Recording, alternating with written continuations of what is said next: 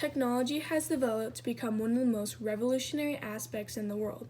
Within only 40 years, we have gone from the video game Pong, containing 2 lines and a dot, to another reality, where one can strap on a pair of goggles and enter new worlds. Though video games isn't the only technology that has been developed over time, but the things we carry around every day in our pockets, our phones. Particularly teenagers, phones have become not only a necessity but a daily routine that teenagers have unconsciously incorporated within their lives. But what the United States struggles to incorporate devices in is family systems and the improvement for the mental state of the youth. Though this problem arises upon teenagers, research and evidence reveals a solution within our reach. What is first essential to understand this issue is how the development of technology has affected our culture and our world. The drive for development is unreal. As shown in the article, AI is affecting every aspect of war by The Economist. The article states that the 2020 budget has lavished almost $1 billion on AI and over 4 times as much on unmanned and autonomous that rely on it. The Economist is stating how the development of technology has resulted in serious determination. As a result of this determination, a new culture has arisen. In the painting by Frida Kahlo, Self-Portrait on the Borderline, Frida is seen on the border between Mexico on the left and America depicted on the right. She is holding a Mexican flag to state where her loyalties are and is almost seen to be mocking America as she smokes a cigarette right next to a giant Ford factory. On the left, we can see culture, religion, artifacts, temples, and on the right, we can only see objects on a superficial level, such as factories, tall buildings, and inventions. Frida is trying to state how America lost culture when the industrialization began. Based off this, we can assume and link that the development of technology and the revolution of technology will also result in a loss of culture. With technology, Americans are increasing for opting of casual communication, such as daily Snapchatting and texting.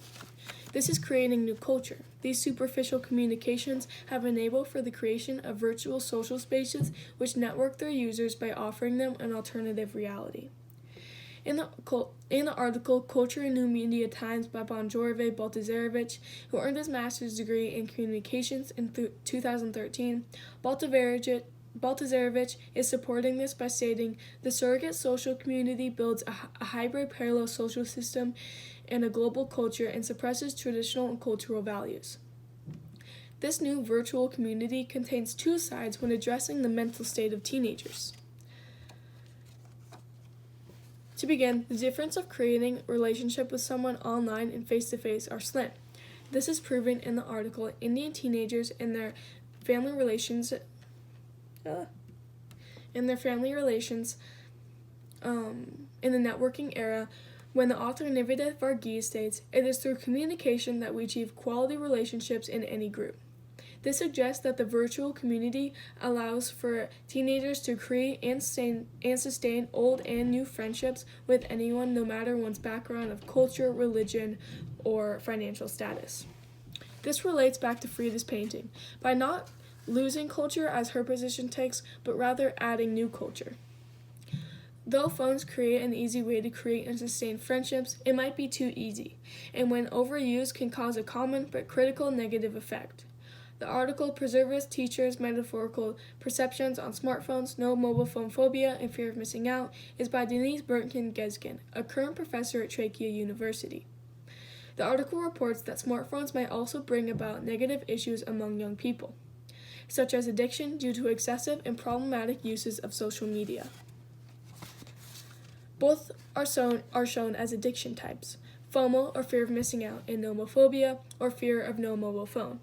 Both are a result of overuse of social media and can cause serious depression and anxiety. As contended in the article, Why You're Addicted to Your Phone and What To, the author Jeff Steibel found that once hooking electrodes to reporter Anderson Cooper's fingers and sending him a text, they saw that his perspiration increased and his heart rate spiked. Steibel said it was textbook anxiety, and in this case, it was withdrawal from addiction. This explains why we are so addicted to our phones and the notifications on our screen. This is due to the previously mentioned virtual community that allows connections to be built online. This is important because it is a serious implication when considering the multiple effects toward teenagers from the development of technology. Though conflict arises, not all are deemed affected. The relationships within family are strongly built upon communication, but when phones come into play, phones enable for the amount of peer communication to increase at the expense of family member communication.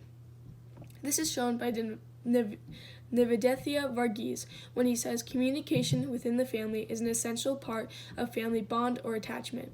The use of the internet is significantly correlated with decrease in face-to-face communication with family members.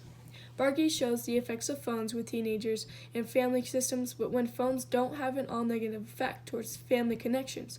According to the article, in A they're socialized but in F in school, Adolescents' Perceptions of Texting in School, the author J. Mitchell Vatalaris, Associate Professor of Human Development and Family Sciences, states a valid statistic.